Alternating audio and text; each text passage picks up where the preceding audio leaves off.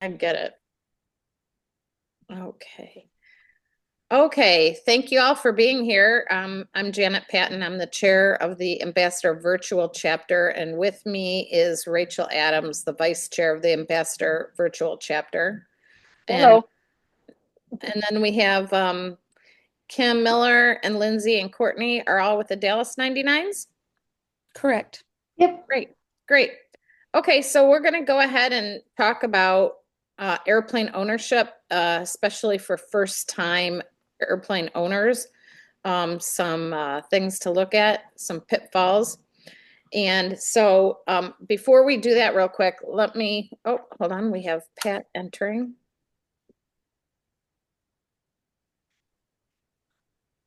Hold on one second. Hi, Pat. We are just now beginning. Are you there? I'm here. I'm getting it set up. Okay, no problem. I have it on record because we're going to put it on a YouTube so that some other people can listen to it who are not here. And Pat is from the Ambassador Virtual Chapter as well.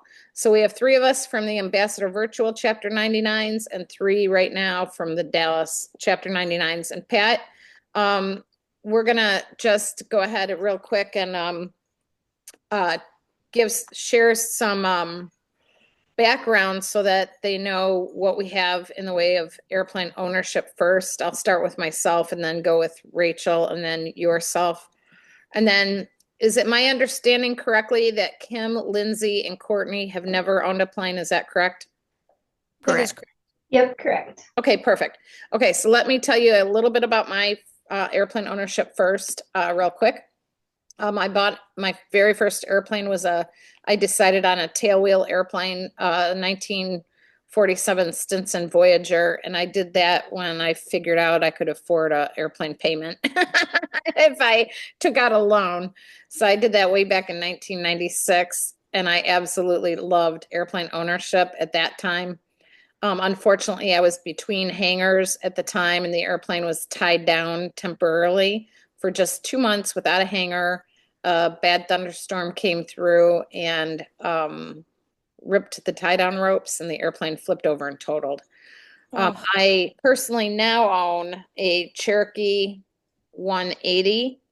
That was my next airplane that I purchased back in 2019 after that first one a long time ago that flipped over.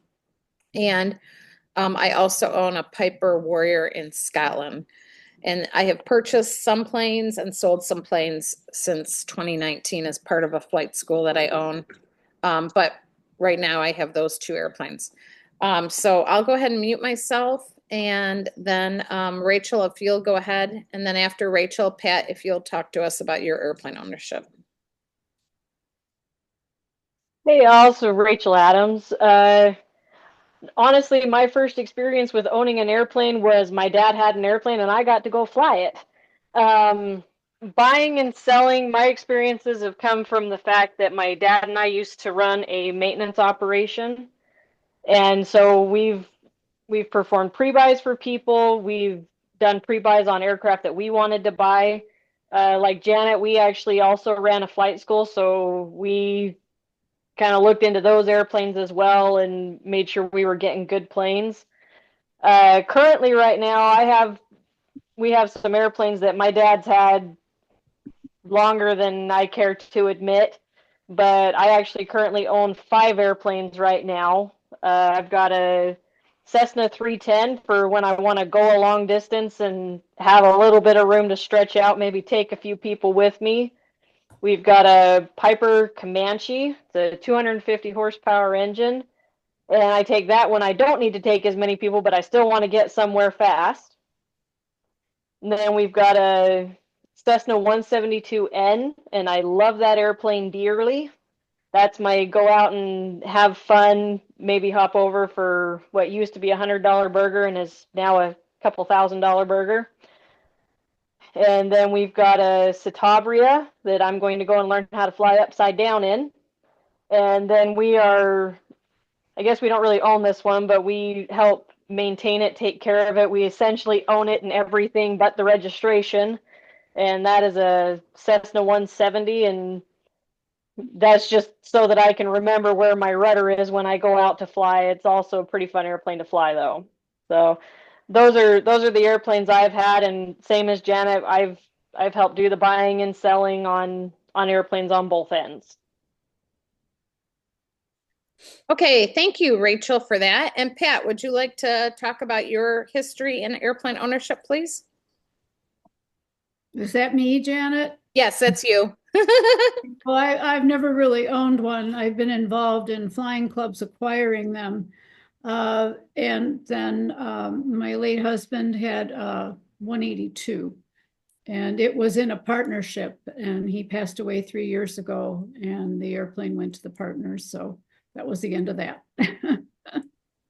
Okay, well, you were close enough to airplane ownership that I think that counts when your spouse owns one.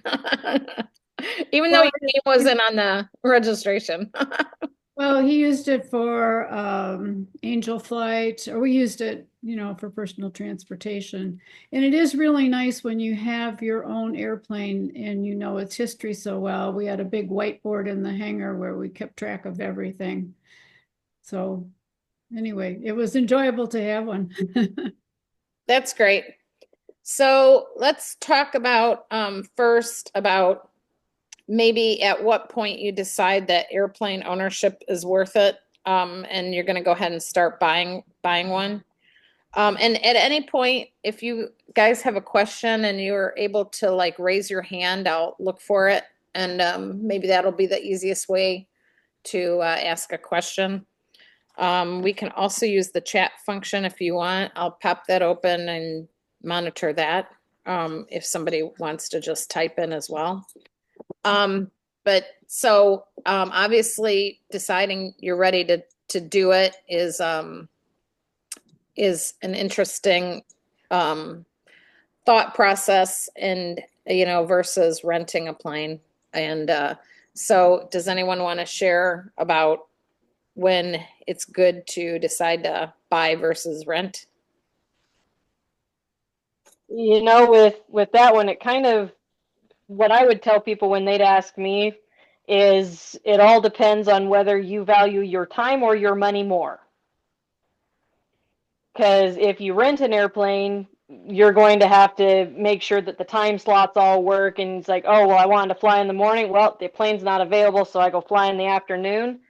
Versus if you own your own airplane, you can go and fly whenever you want. That's for me, one of the main awesome things about having your own airplane. You can just go haul off and go wherever you want, whenever you want, as long as your airplane is in annual. And that's the catch right there, is that annual. If you don't fly your airplane, it doesn't matter how much or how little you fly that airplane. It will need an annual every year, and it will get insurance every year, and you're going to get to pay that. And so there's a balancing act there between the time and the money. Okay. Any thoughts, Pat?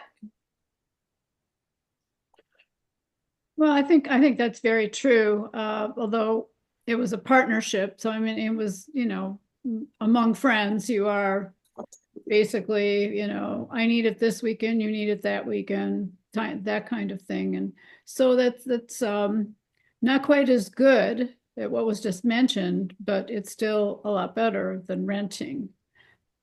Because sometimes when you rent, you'll get a call and say, oh, we had to put it in maintenance. Or someone scuffed the tire off. The last student flew it and now it's got a flat tire, so we're gonna have to cancel your time, So I think the previous comments were well spoken. Very good. Now, let's talk a little bit about finances. I will talk about mine real quick, and then Rachel, if you want to chime in on, and Pat, if you know of anything as far as the purchase itself and the finances of actually buying one.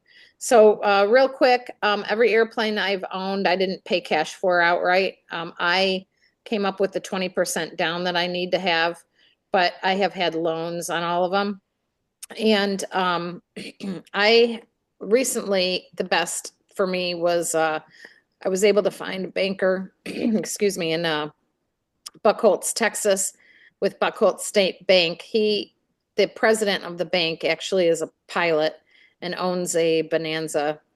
And so I thought, well, that's pretty favorable. At the time, literally in 2019, my credit score was not very high. So I called him personally and talked to him about how I have a really good job and I will be able to pay for the airplane. But when you look at like my credit score and stuff, it doesn't look all that great. So I wanted to explain to him personally, and I felt him being a pilot would go well in my favor. And it did help for sure, I think, to have that personal. And what Buckholz will do also is, and it's available, I believe, if you're a member also with AOPA, there's a system called VREF that you can put in a whole bunch of airplane data into VREF, like the type it is, the year, the amount of hours on it, what engine does it have, how many hours on that, how is it equipped avionics wise and instrument wise, and it will come up with an amount. So the bank will not finance the plane for obviously more than it's worth. So I would send him the plane I was looking at, the information, he would plug it all into the formula and give me a printout back of the VREF value. And then I use that as a negotiating technique for when I was going to look at the plane. If I decided to look at it, talk to the buyer, I knew if I was getting a good value on the plane or if I was overpaying. And so that was very helpful. Pretty much I had done so much research into figuring out and narrowing it down into a Piper 4-seat of some sort, Piper fixed gear, Piper 180 horsepower was what I had narrowed it down to. That literally when I saw the airplane that I ended up purchasing, just the data on a piece of paper, I knew at that point that even if the engine on the plane, which is probably one of the most expensive parts of the airplane, even if the engine was total crap, not a great word, but even if it was a bad engine from the day I bought it, the airplane was cost of the airplane was so reasonable that I knew I could turn around and put a new engine in it and still have equity in the airplane. So that is my story for financing. If Rachel, you'll want to share with us, that would be great. For us with financing, we've kind of tried to stay away from banks because their interest rates are kind of scary. Usually what we'd try to do is we'd either try to work something out with the owners. If we were buying the airplane, say, okay, we'll come up with this. We'd arrange it was an owner finance. And so we'd just make payments directly to the owner and they'd get a little bit of interest but we could pay it off with a much lower interest rate as compared to getting it through a bank. If ever you decide to do that, I do recommend putting it down in writing just so that everyone knows what's expected. If there's late payments and interest, what the interest rate's going to be, all of that fun stuff. It seems like wouldn't be that big of a deal if it's a buddy that you're buying the plane from. But at the end of the day, it is always extremely nice to have that stuff down in writing. So if someone comes by a year later and says, oh, hey, this happened and I haven't gotten your payment yet or whatever, and you can go right to the contract and say, okay, this is what we agreed on for if that were to happen. The other thing is, as Janet mentioned, knowing what the VREF is massively huge on knowing kind of how much you're looking at spending on an airplane. And I will give the little blurb about if something seems to be too good to be true, chances are it probably is, especially when it comes to an airplane. Unless you know what the maintenance will cost to fix it, even free might be too expensive. There have been a couple of times we've seen people buy an airplane and it's been super cheap, and by the time they were done fixing it up, they could have almost bought a brand new one. So that's one of the major pitfalls to kind of keep an eye on is that if you're expecting it to be 35,000 and someone's trying to sell it for 15, there's a good chance there's something wrong with the airplane. If they're going through divorce and they're pissed at their spouse, that's a different kind of problem, and there's a good chance the airplane might be okay and they're just trying to shaft their spouse, soon to be ex-spouse. But in just the scheme of things, if they're trying to sell it for really cheap, look for something that might be wrong with the plane or something's missing in the books or what have you. Other than that, me personally, I prefer to pay cash whenever possible for the airplane, or at a minimum, I try to work something out with the owner if possible. That's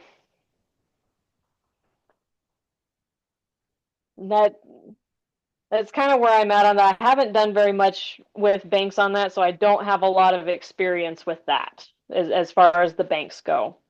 But I have had a lot of good luck with either obviously just coming out right with the funds to buy an airplane or arranging some kind of an owner's financing.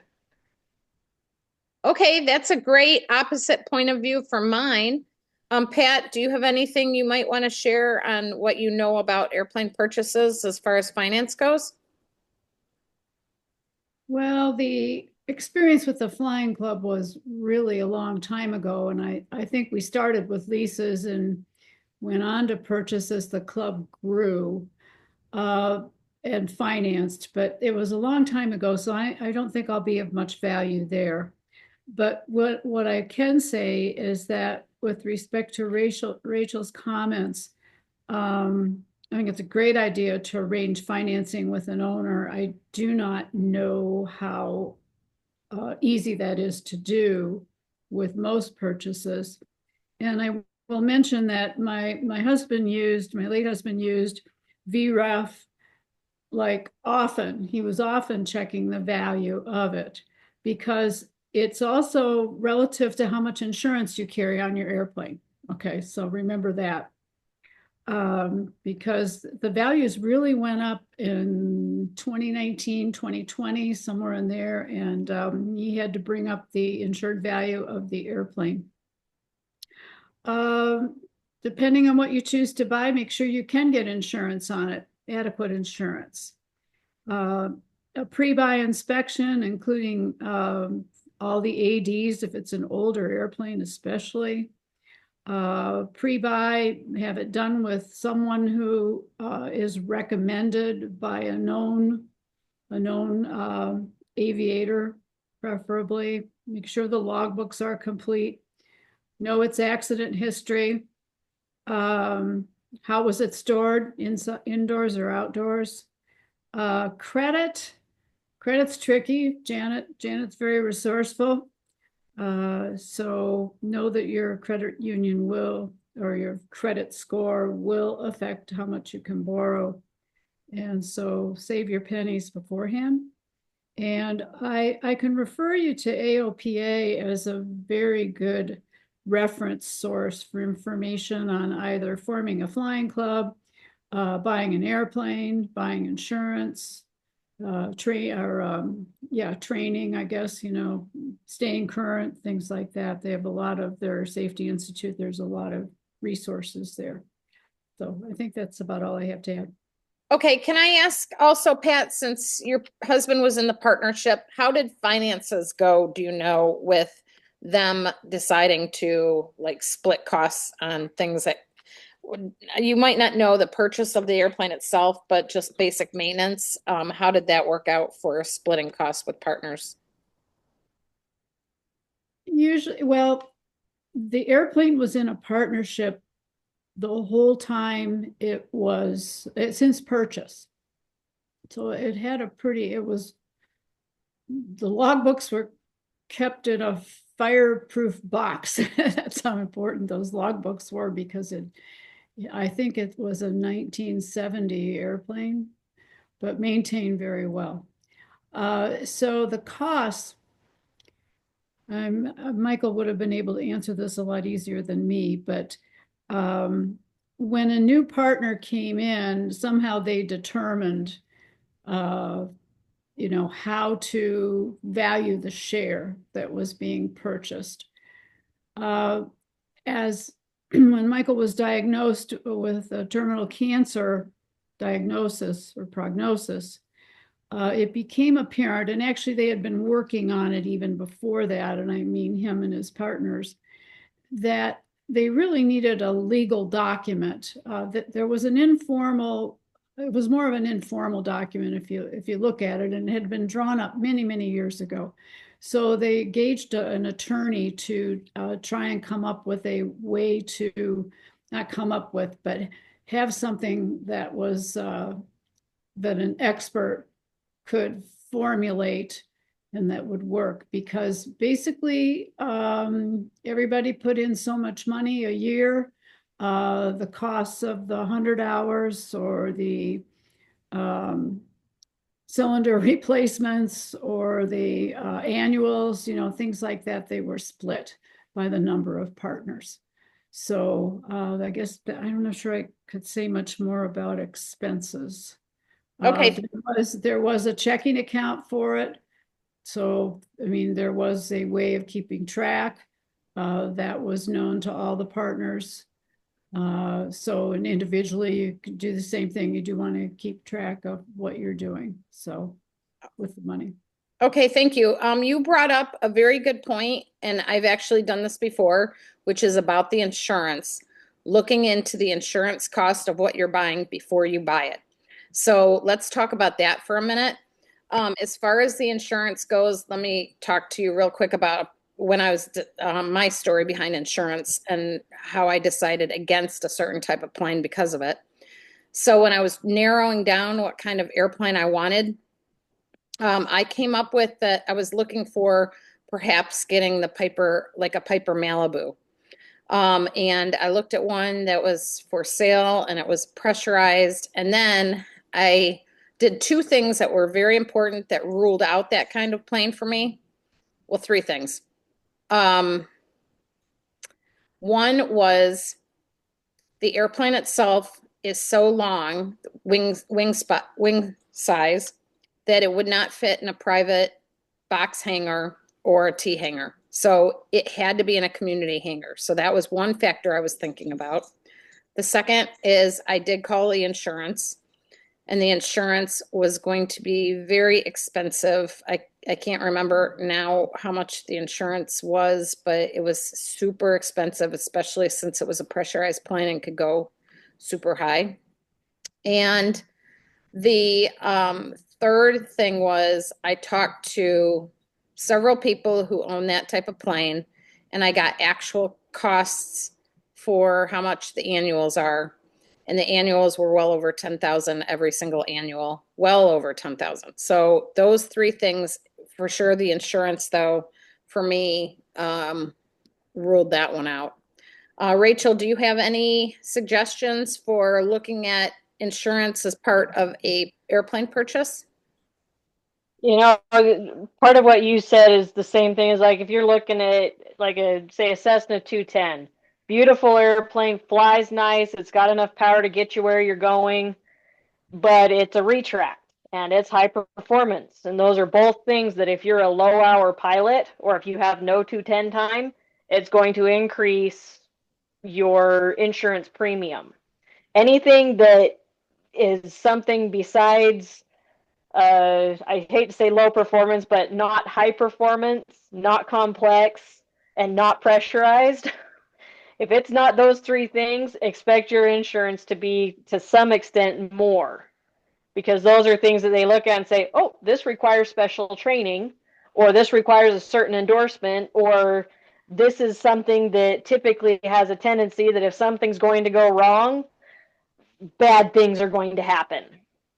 So that's a really big one. And the other thing, and Pat talked about this, was using the VREFs to adjust your whole coverage, which is if your airplane gets totaled, the insurance company gives you that amount to replace the airplane or whatever, and they take possession of the carcass, as it were.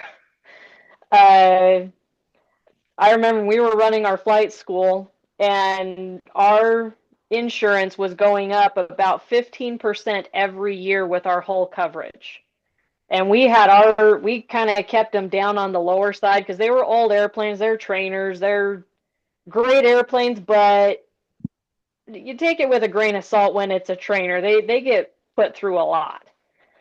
And when the annual insurance premium for our main airplanes finally was topping $20,000 a year, we started looking at the options for removing that whole coverage.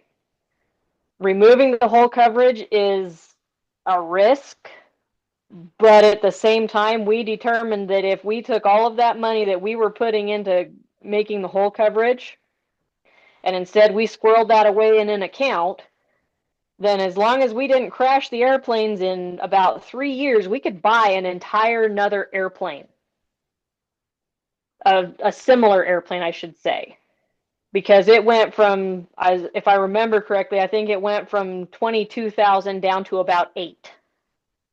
The whole coverage is a huge part of what you're covering, but at the same time, you do not want to undercover your airplane. If you have whole coverage, it needs to cover your airplane because they will be only too happy to total your $200,000 airplane if you only have $25,000 of whole coverage. They'll say, "Oh, nope, that's totaled. There you go." And then they'll turn around and sell it for $150,000 because that's what they do. Anything that the insurance company takes, they turn around and they auction it off.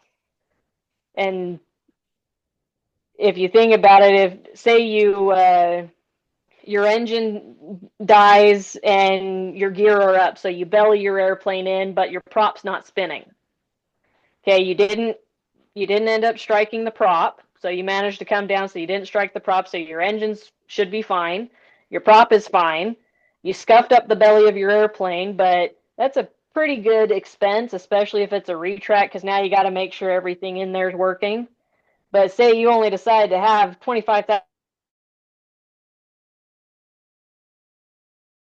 airplane that still has an engine that's probably worth at least $15,000 to $25,000, and they'll scrap your airplane. They will be only too happy to do so. So either you don't have whole coverage, or you do and you cover it properly. Just know that whole coverage is expensive. The other parts with insurance is there are actually things that can make it so it's easier for you to acquire insurance. I'm not sure where y'all are in what you're wanting to get your planes for. If it's just you want to be able to go around, tool around, just have fun. You're looking for your baby that you're not planning to sell for the next 15 years.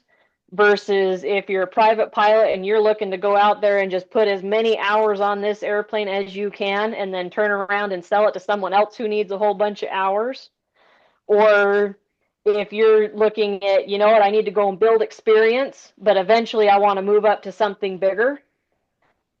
All of those, you end up wanting to approach it just a little bit differently. If you're going out and you want to get your baby, then it's not a bad idea to rent until you can get your commercial instrument ratings, even if you're not planning to fly professionally, because the instrument commercial ratings will tell the insurance company, okay, this person has a degree of skill, and that'll help reduce your insurance premium and make it easier for you to get insurance on the larger airplanes that maybe have the complex high performance characteristics that they can get you where you're going, but they're fun to fly. If you're looking for an airplane that you want to go fly the wings off this poor thing, I would get whole coverage on it, in large part because the main value of the airplane is that you're planning to turn around and sell it, and you want to do it in fairly short order. And all it takes, and this actually happened to someone, they bought a 150, they were flying the wings off of it, and they were almost to the point where it had made it worth it for them to buy an airplane instead of renting. And the shaft on their oil pump sheared while they were flying at night in the mountains over the black hole that is southern Utah. the northern part of southern Utah, and they were lucky they made it to an airport. But at the end of the day, because the engine ran for a while without oil pressure, I believe the insurance company ended up deciding to consider it totaled, because by the time it was a small airplane, so it wasn't worth a whole lot to start with. And by the time you tear the engine apart to inspect and make sure everything's good, you're well over halfway there, and that doesn't include the labor of putting it on and off. And so he was almost back up there, but you want the whole coverage to cover that. Then the other part is if you're looking for a small airplane that you're planning to grow into a bigger airplane, that's the other time when you can go out and go use your airplane to build some experience, build some time, get yourself a commercial instrument rating. Again, even if you're not planning to fly professionally, it helps on that insurance rate. And then whenever you get the chance, go and try to build some of those complex high performance hours so that you have the experience for when you do go turn around to the insurance company and say, I want to, let's see, I think the Arrow is the one that has a retract. I want to get a Piper Arrow instead of an Archer. Is that right? Yeah. Yeah, that's Yeah, right. that's right. Okay. I couldn't remember. I do the Lances and the Cherokees better. The Lance is the retract and the Cherokee is the fixed gear. And they look at it and they say, well, the only retract you have is Cessna time. You say, yeah, but it's retract time. I'm not going into a Piper Archer with 0 retract time. And you can almost sometimes negotiate with them depending on who you're talking to. Okay, so let me give you a good example real quick of what happened to me insurance wise, that it touched on exactly what both Pat and Rachel has said.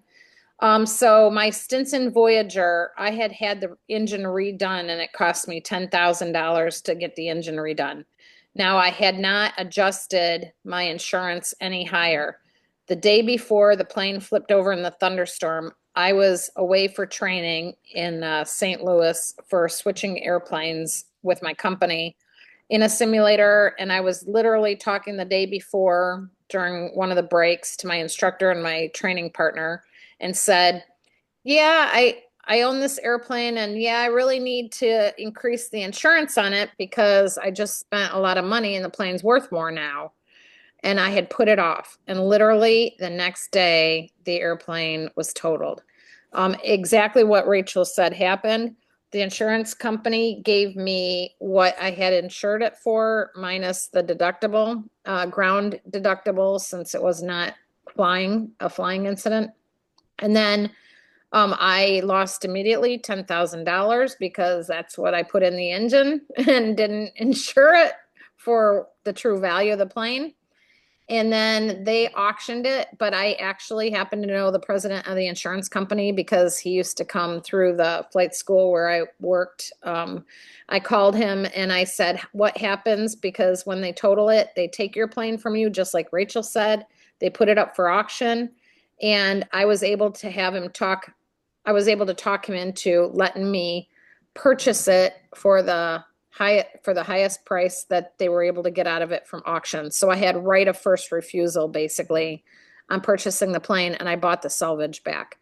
I ended up selling the plane at a later point because I found out that to restore the airplane would cost way more money than it was worth, just like Rachel had mentioned.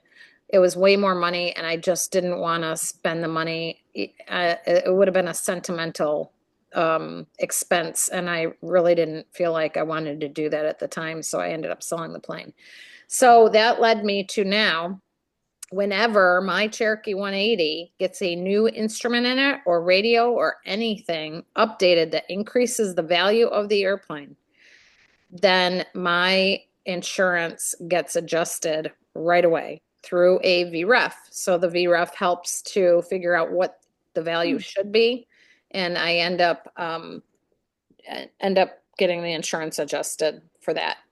Okay, so real quick, we do have some stuff in the chat that you guys have been looking at. So let me mention the chat, but I do want to then ask so that sort of like we know our audience, we'll ask Kim and Lindsay and Courtney to share exactly where you are and what you're looking for.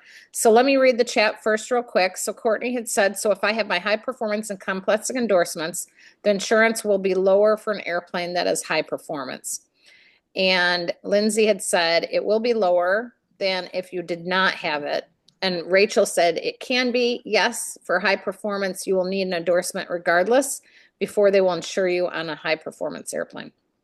So a lot of times it's time and type that they want. So if you're buying something that is high performance, they will, your insurance, and this is why it's good to talk to the insurance agent ahead of time to say, if I buy this airplane with these pilots flying it, what do we need to have for it to be covered under insurance? And know that ahead of time so that you can get the people that you need lined up for the flying so that you can get it insured right away. And even, I mean, pick it up. I mean, you might need to have somebody come with you to pick it up if you're not even insured in it right away. So let's go around real quick, starting with Kim. And Kim, if you'll give us your background, flying background, and your ideas about airplane purchase, and then we'll do Lindsay and Courtney. Yes, I currently have my commercial and CFI. I'm working on my CFII, and I'm contemplating buying a plane for time building, maybe for the purpose of keeping it longer than time building. That kind of, I guess, depends on the price point and everything, but just kind of seeing what the possibilities are right now in regards to plane purchases. That's all I got. Okay, Lindsay? Yeah, so I have my commercial instrument multi. I don't have any plans to be a CFI, so I am to the point where I am really just needing to build time. I there's no other ratings I can go get myself before the next level. I do have a full-time job that I would like to keep until I get my first flying job, which is why I don't want to switch and be a CFI to build hours. For me, financially, I can buy a plane and have more take home money by keeping my job and doing that rather than quitting and being a CFI. So financially, that makes the most sense for my situation. So I've been looking at different planes to purchase for time building and kind of what I'm looking for.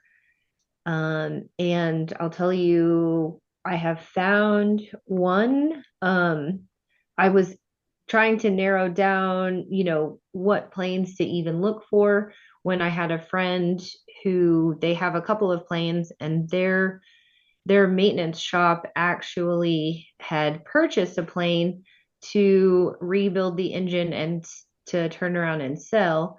And so I'm looking into buying that plane just because it's along the lines of what I'm looking for, and it's, I guess, from a shop that people I trust, they trust them and they work on their planes.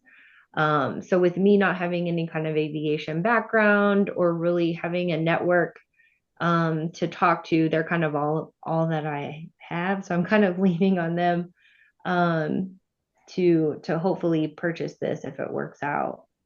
But it's a Piper Arrow. And that's kind of what I was looking for. I didn't want, as far as time building, I didn't want to just get something cheap and slow. I do want to travel since I do work remote. So I was looking for something that was still cheap enough, but not necessarily a trainer. It might cruise a little faster to get me, places a little faster. Okay. But yeah, That's where I'm at. Very good, very good. And Courtney, how about you? So I just finished my flight training. I've got my commercial single, multi, and instrument ratings. And I'm kind of like Lindsay. I have no intention of becoming a CFI. I am open-minded to becoming a CFI later on if that's what I decide I want to do. But at this time, I would like to build time until I can find a job where I'm flying myself, but or flying for that job. But to buy an aircraft, so I don't necessarily.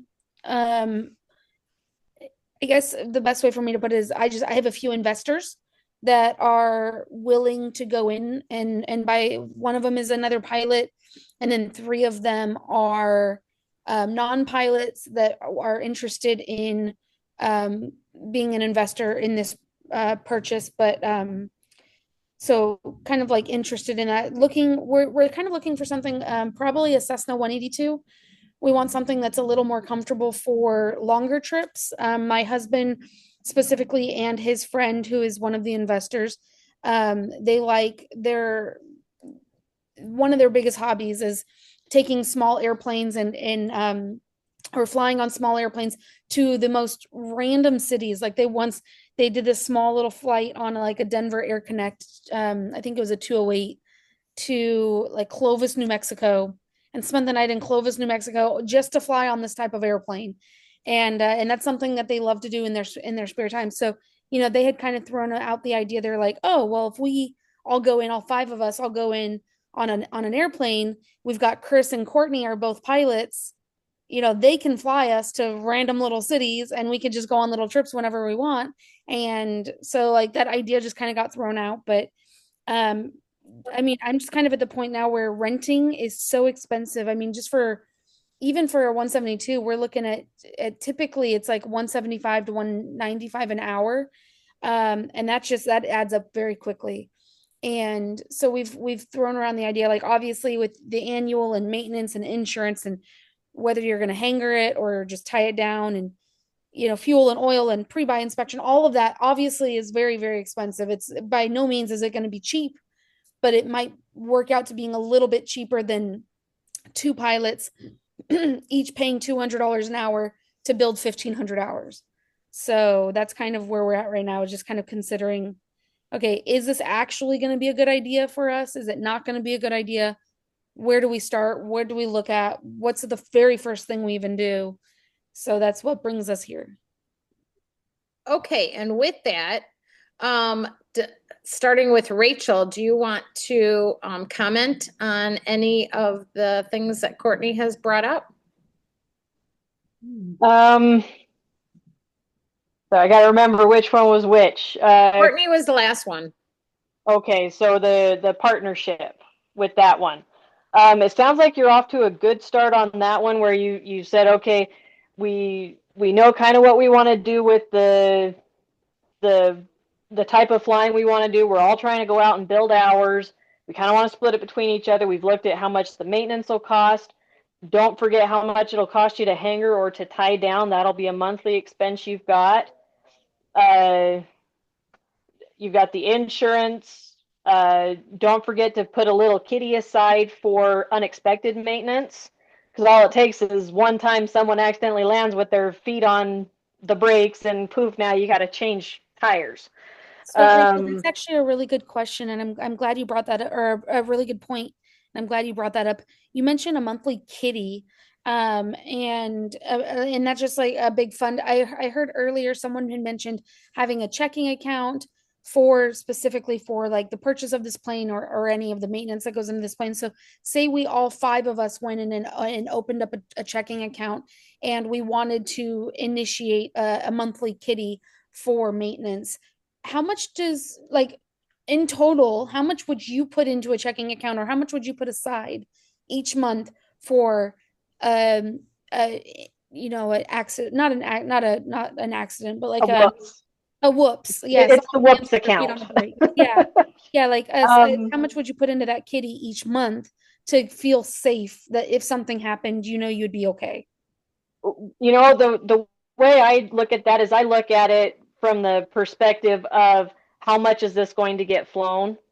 If you're flying it a couple hours a month type of thing, then you may actually want to put more in the kitty because one, you're not staying as current as you could. You're more likely to scuff a tire or ding the wing if you pull it out of the hangar. Just you're more likely to make little mistakes that unfortunately cost money. If you're flying a ton though, I mean, what I would do if I were in a partnership with an airplane is we'd say, okay, every year the annual costs on average about X amount. Mm-hmm. And then every year, this is what the insurance is going to cost us, and just know that that's a flat rate, not an hourly rate. The airplane's going to eventually need an engine overhaul, and you need to decide as a group whether you're going to actually get it overhauled at its TBO, or if you're going to be one of those people that says, you know, the engine's working good, it's got good compressions, we're just going to keep flying it until it starts being not happy. There's a surprising number of people that do that, and I will not deny the fact that I am one of them.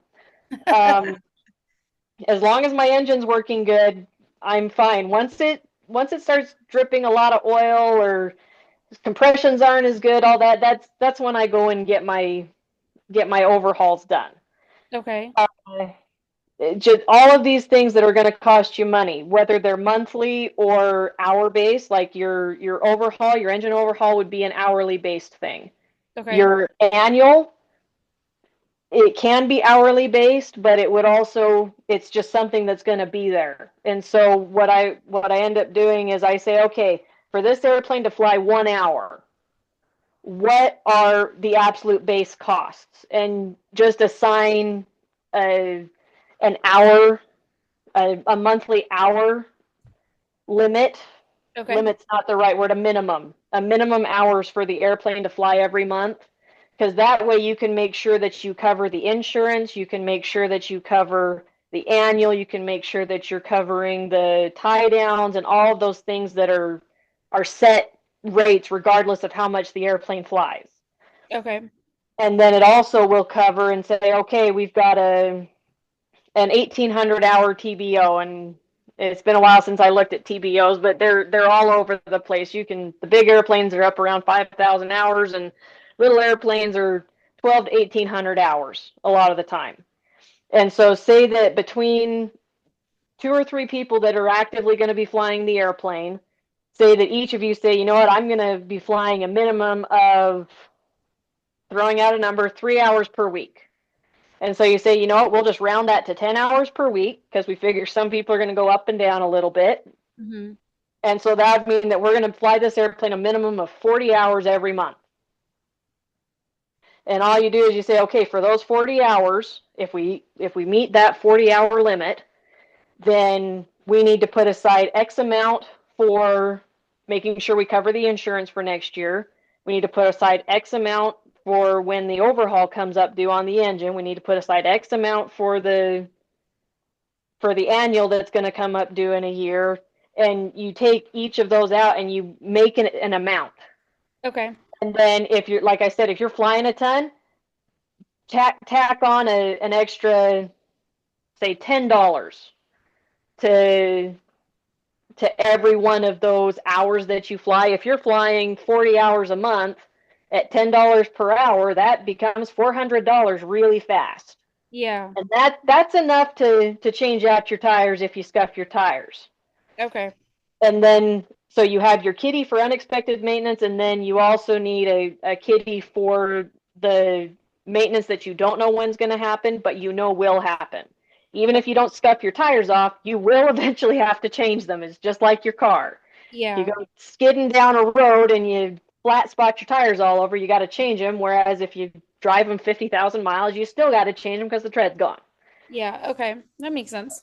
And so you assign an amount to it. And then every time someone goes and flies the airplane for an hour, I mean, obviously they pay for the fuel and everything, but they say, you know what, this month I flew the airplane. I got my 15 hours in the airplane this month. That's, what is that? Almost 4 hours a week. So that's about right. I flew 15 hours this month. And they take the hourly amount you all have agreed on and you drop it right in that account. the checking account or savings account, even if you want. It doesn't have to be a checking account. And you drop it in there, and then when it comes up time for the annual, say, okay, we went and got the annual done. Oh, there were a couple of things broken, but it's okay. We have an unexpected maintenance kitty that we built on $10 an hour on. And the $10 is kind of an estimate. Anywhere from 10 to 20 should really be enough to keep you pretty well covered. Okay. If you discover that someone has a tendency of flat spotting your tires, or if you're in an area that, I don't know, my first thought is it's something with your brakes. If you're on a really short field and you're using your brakes a lot, you're going to have to change out your brakes more often than you would normally have to do. It's all of that kind of stuff. And you say, maybe, you know what, we just came through, we all had to fork over an extra $200 to make it through this annual because of all the maintenance we had to do. Well, that just means that when you guys start doing this, okay, we need to rethink our monthly or our hourly rate that we're doing. And you take that out and you increase that little bit on top of the known costs. Okay. And it can fluctuate a little bit. And so, and the other thing, and this isn't where you've got multiple people flying the airplane, whole coverage, which is the coverage if someone flips it upside down and totals it, you aren't all out the money. If for some reason, I shouldn't say for some reason, I know what the reason is. If you don't want to spend all that money on whole coverage, because I believe you said, were you looking at a retract? Or have you guys not decided on what kind of airplane you want yet? Well, Lindsay said she was interested in an Arrow. That's a retract. That's the retract. Okay, so Courtney hasn't decided on type of airplane? We were looking at a Cessna 182. 182. 182 RG or just a straight 182? Good question. Retract or not retract? Good question. I don't know. Okay, if you Also go better. for the RG, your whole coverage will be quite a bit higher because the likelihood of it getting totaled if something happens is higher. Okay. If you go for a fixed gear, the whole coverage will be a little bit less. But throwing this out there, if you do decide to not get whole coverage, basically you decide to self-insure. Mm-hmm. Make sure that when you're looking at your insurance rates, get the difference between the two rates, whether you have whole coverage or you don't have whole coverage. Take that difference and put it as part of the hourly rate on the airplane. Okay. And that way, if something does happen to the airplane, flips over, whatever happens to the airplane, you guys just go and look at the account and say, well, we pretty much totaled the airplane. It's going to cost $100,000 to fix, and the airplane's only worth 70. Okay, you as a group can decide just to sell the salvage. There's nothing wrong with that. But you have enough money in your joint account that you could turn around and buy another airplane. Oh, And okay. that's the goal of what you'd want with that. So you would still want something to cover your butts on that. Pardon my French there. It's about as close to French as I'm going to get. Right. I would say pardon your very good advice. So that's what we did when we decided that we just couldn't afford to maintain the whole coverage. Is we incorporated that into part of our hourly rate, and that it drops right into the account. So just know that like in our case, it would have taken us 3 years just to cover one of those airplanes and be able to replace it. And depending on how much y'all flying, it might take longer if you were to go with that option. I'd like to point out real quick also that one of the so the more often you end up flying it, the more often it's going to need your oil changes. So make sure that you factor in oil changes. That could be something that you cut the rate on a little bit if you decide to do it yourself, which can be done by yourself, but it is factors like that, that if you fly it a lot, it's going to need more routine maintenance. I know that Rachel had mentioned about the tires, whether they get scuffed or Just worn out. routine. Yeah, or just worn out. So definitely things like that to think about. Oil changes, it's what, every 50 hours approximately? Is that correct? You don't want to go past 50 hours. 50 hours is kind of the out. Yeah, and it really depends on the airplane and also the engine. I'm with Rachel. Also, I keep my airplanes engines. So if you're a Part 141 school, you have to have the overhaul by the TBO. But if you're Part 61, like in our case, flying, both our flight schools were Part 61, or if you're just flying it by yourself, under Part 91, you can go over TBO. And just like Rachel had said, I did the same thing. I just monitored it. And then once I went over TBO, I also started doing oil analysis, every oil change. That way I can see if my engine's actually making metal. That is the engine breaking down inside where we can't see what's going on. So there is a company that you can send an oil sample out and they will give you a detailed report about the strength of your engine. And it's good to monitor that over time. So my oil changes became more frequent every 25, no more than 50 hours when I want to watch it a little bit closer. And also a new engine, I believe you end up having to run mineral oil in it for a while and then having to get another oil change. And I thought that one was after 25 hours as well, but I could be wrong. I know, Rachel, don't you have an A&P background? I do, and 25 hours is what I'm remembering. It's been a while since I ran a fresh engine, but usually you go and you do your breaking in and everything on mineral oil, and surprisingly, it's actually more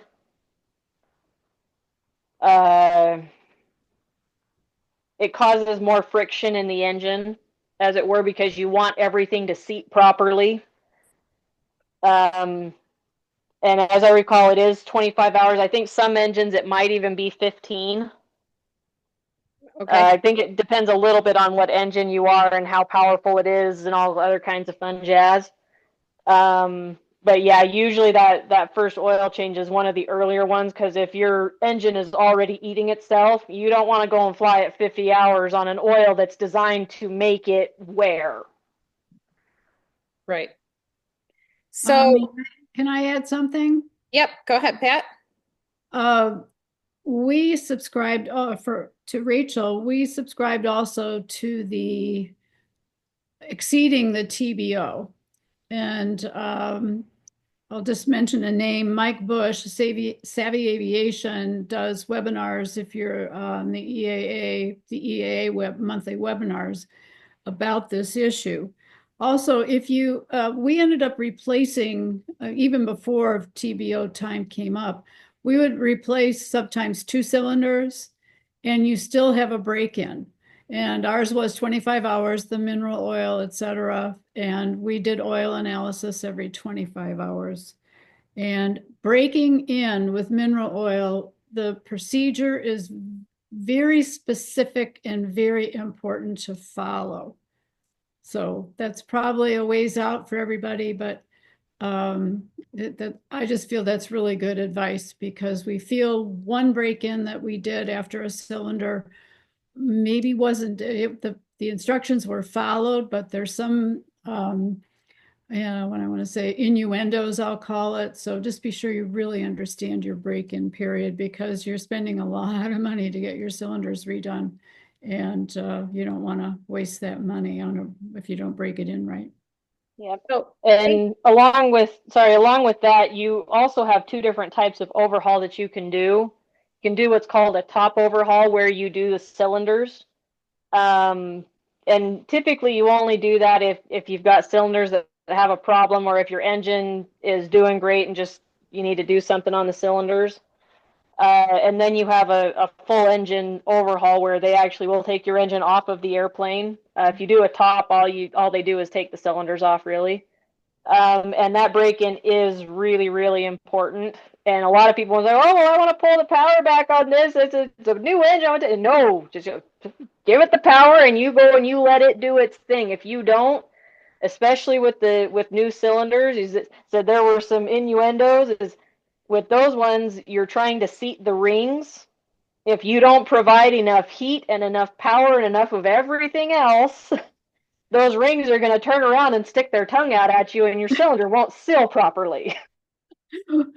Well said, Rachel. Thanks for those additions. Yeah, and interestingly, so my airplane in October of 23 had a student pilot flying it. So my insurance was over $5,000 for the flight school insurance on that, just that one plane, over $5,000 for my insurance per year. Student solo exited the runway not when she was intending, unfortunately, and it had a prop strike. The engine was over TBO, so it's in the process of being overhauled right now. Unfortunately, another thing to keep in mind is after 2020, parts are hard to find or slow to get. And I am waiting on a crankshaft for months. I have another 6 to 8 weeks before I've been told that the engine will be ready. And this has been, it's been actually an active maintenance for well over 6 months, probably closer to almost a year now. So those are some things to keep in mind for airplane ownership. We're just at our hour right now. We can take some questions now, I think would be good. And then if we want to just wrap it up, that would be great. Unless there's something specific you definitely feel like we've missed. But I think we've hit a lot of the topics for airplane ownership. Right now, we haven't talked about, of course, avionics upgrades or anything like that. But should we see if anyone has any questions they want answered specifically that feel that you want some more information? Yeah, If Janet, so, I have a quick question. Can you guys just kind of give us some advice on like what would your first steps be? So maybe like your first 3 steps, right? Say, okay, cool. I have this idea. I want to buy an airplane. Where do I start? okay. What- That's a great question. I'll start, then Rachel, and then Pat can chime in after. So the first 3 for me would be narrow down the airplane that you want. So go however you want to do that. Read about them, look at them, talk to owners, narrow down the purpose of most of your flying. Like let's call it 80% of your flying is going to be whatever. And then figure out the airplane that fits that. That's the most important. Second would be to figure out where you're going to store it and start getting on wait lists. And then third would be probably call the insurance, get your insurance lined up. And that's it. And then after that, I would say you didn't ask for a fourth, but then after that, I would be thinking about who's going to do your pre-buy inspection and then who's going to do your regular maintenance. Rachel, what do you think? My first thought on that for my first 3 steps, same as you. My first step would be determining kind of what type of airplane I want, how much I want to spend on it, and that would include initial purchase price as well as, like I said, I just assign an hourly rate to every airplane that I fly because I'm going to have to do maintenance on it eventually. So I need to know how much it'll cost. So I find out the airplane I want and kind of try to find out everything about it so I know what I'm looking for. My second step, I'd almost start looking at different airplanes that you can find. So before I've even looked at airplanes, I know kind of what I want. Is it single engine, 4-seater, multi-engine, all that. I go start looking at airplanes and see what prices they're going for and see if it's even something that I can viably purchase. If it's not, then I kind of go back and say, okay, I need to rethink a little bit and maybe pick a different type of airplane that I'm going to go look into. You can kind of combine those by having 2 or 3 different models that you're looking at and say, oh, this is the one that's in the price range I want. Uh, Second thing that I would do if I'm looking at airplanes, so I determine the airplane, I kind of go and find an airplane I'm looking for, and I think my third step would also be seeing if there's anyone around that can do a pre-buy for me. One thing I will say about the pre-buy, don't use the person who does all the maintenance on the airplane, especially if it's one person that's done maintenance on this airplane for 10 years. Find someone else. Not because they're a bad mechanic or anything like that. It's just a good practice. If you have written an essay and you spent 2 weeks writing this essay, do you want to proofread your own essay, or do you want someone to put fresh eyes on it and say, oh, dude, you got a run-on sentence over here, and you're like, oh, dude, I've read that 15 times over and I didn't even see it. And it's because you were so familiar with it that you just overlook things. That's why you want someone that is not the normal mechanic to do your pre-buy.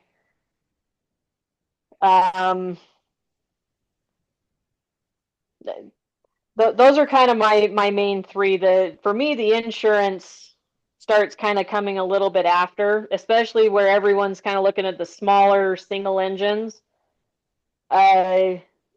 If you're looking at the complex, those are a little bit more ishy. Chances are the insurance companies gonna want to get you have you get anywhere from 10 to 20 hours with someone that knows what's going on in the airplane. But for those small airplanes, usually the insurance company's not crazy about them. You start getting into the bigger airplanes, they start getting a lot more crazy. So. Okay, thank you. And Pat, do you have anything you want to share that because I know you have a lot, even though you haven't owned one yourself necessarily, but you have a lot of experience in this area. Any three things you would think? Well, I think Rachel pretty flushed them out pretty well. As we began to discuss it, the first thing I thought of is consider your qualifications for the airplane you're interested in, and also set a realistic budget, because of what both Janet and Rachel were saying. You should have an idea, I think, what your expenses are going to be, so that you can, I think, when you're thinking of buying an airplane, because Janet, I think I told you, Mike and I looked at a Malibu also. We missed our fast airplanes that we flew professionally. So anyway, so consider, I didn't even think about the hangar size when you brought that up, but anyway, consider, be realistic. I guess that's my best advice. Okay, that is great. Any other questions? I have two questions. They should be pretty quick to answer. So I have talked to a couple of people about insurance, and I got a quote, just like from my current renter's insurance that I use. And in talking to more people, they said that you don't necessarily want to like keep shopping around because they all use, I guess, the same like bidders or something. I forget the word they used. And so you're not necessarily going to get that much of a different quote as far as insurance. But then I also heard to personally reach out to Avemco, I believe it is. And a lot of people like swear by using that company outside of the other insurance companies. Do y'all have any thoughts about that? Or I can add one thing that my husband was quite insistent on obtaining, even though it costs a little bit more. And usually the usual policies are going to set a limit per passenger. So say, for example, you have $1 million of liability and property damage on the airplane. but it's limited to so much per person. So if you have one person that's like seriously injured, and you have $1 million of coverage, their portion would be, I guess a four-seater would be like a $250,000. So you have a big advantage to what's called smooth insurance. And so that's how my husband selected the company that they bought insurance from. So that's just one thing I can think of. Really quick on that is make sure you don't, liability is different from what you will get per passenger. Liability is, I usually try to think of it in terms of what the devil happened. Liability is you're taxiing your airplane and you run it into the hangar. Your liability will pay for the damage to the hangar. The per person in there for your passengers, etc. If you've got two people in the airplane, usually down in your policy somewhere, it'll have like a, trying to remember my policies, it's like $100,000 per person or something. So there are caps on those, as Pat just said, but it's different from the liability. And it'll be buried in that insurance policy. Okay. As far as getting quotes, I always have used a broker, but that's because I have 5 airplanes and they'll shop around. And I mean, this year they got a smoking hot deal on all but I think it was one of our airplanes, whereas everyone else went up. I mean, this one was smoking hot deal considering insurance rates have continued to go up. So it's not a bad idea to maybe potentially look at a broker. We've used a Vemco for non-owners insurance if we were flying someone else's airplane.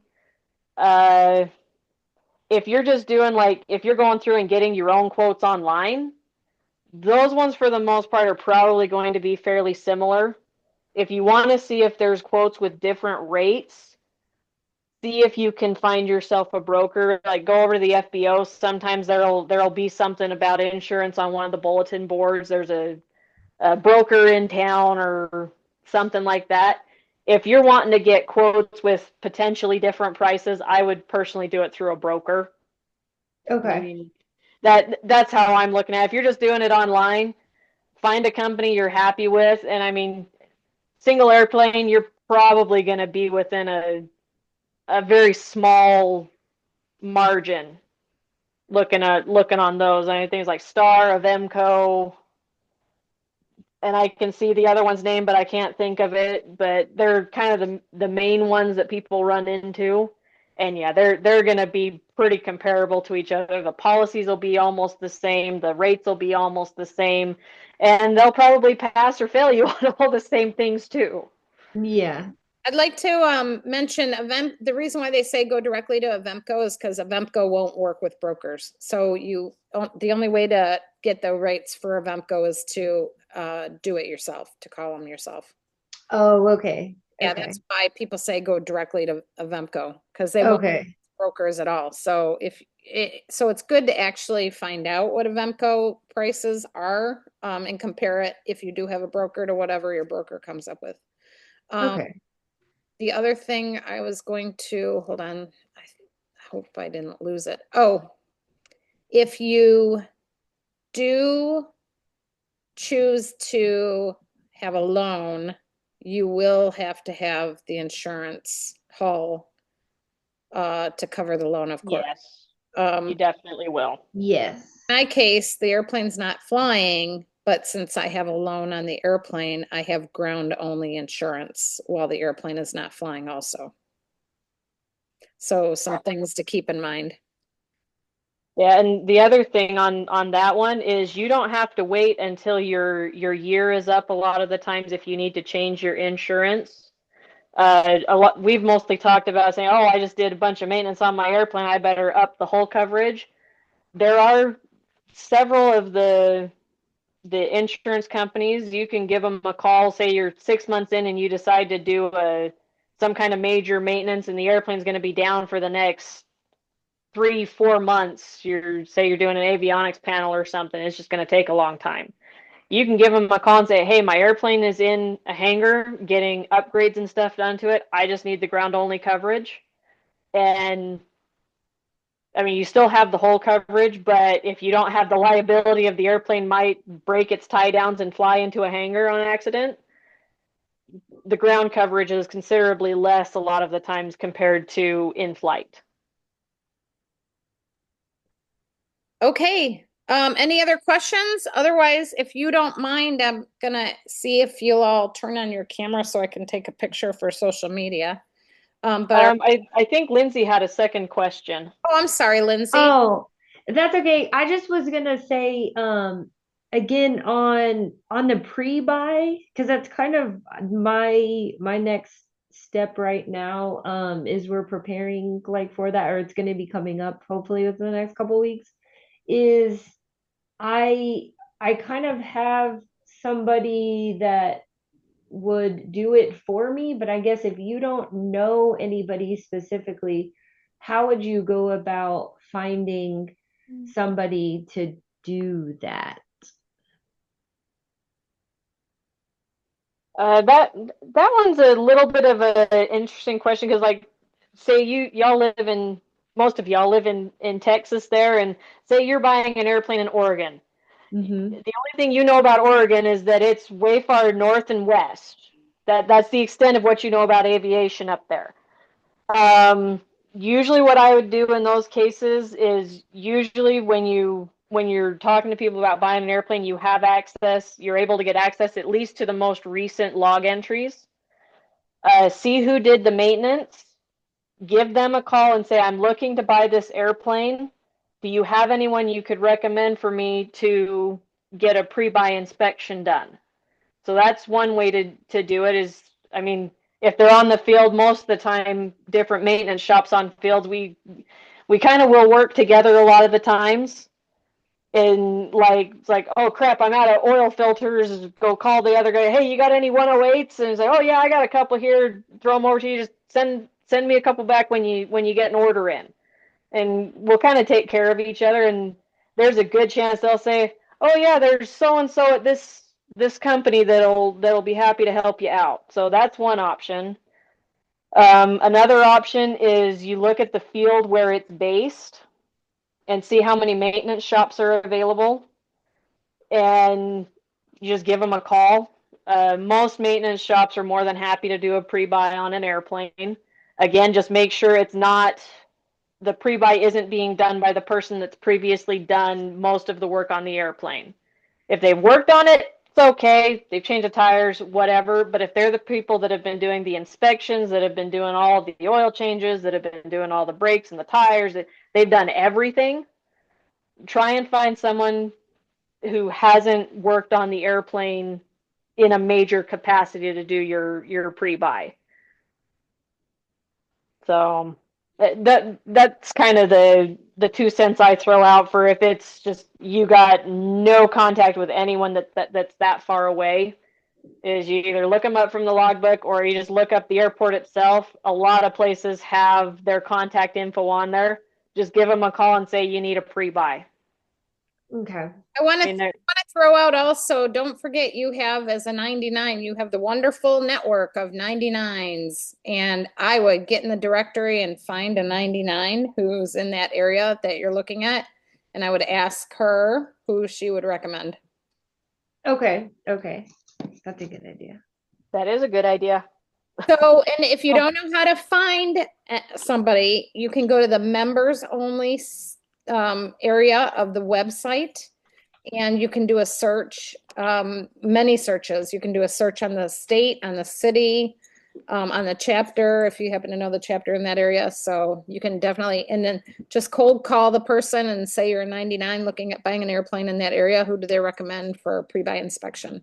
They might even know some history about the airplane you're thinking about buying. Yeah. Okay. And this just throwing out as someone who doesn't, I generally avoid numbers that I don't recognize if they don't answer your phone number. Just shoot them a text, introduce yourself, tell them what you're trying to do, and let them call you back. So just because they don't answer the phone, don't be afraid to shoot them off a different form of message, because I know a lot of people that just they won't even answer the phone if they don't recognize the number. Thank you to Yeah. all of the telemarketers out there. That's good point. a And great also point. there's email addresses on there as well. Yes. Yes. Awesome. Okay, so any other questions? Okay, if you all don't mind, would you turn on your cameras? I'll take a quick screenshot. Let me figure out how to do that. Okay. I'm on my work computer and it's like not recognizing my like Video? USB camera. So Oh, maybe if I switch Oh. to my laptop, it'll change. We'll see. look at all the pretty faces. I can only see yours and mine, so Oh, you can't see the galley? Oh, there we go. Sweet. oh, now I can. Oh, awesome. Okay.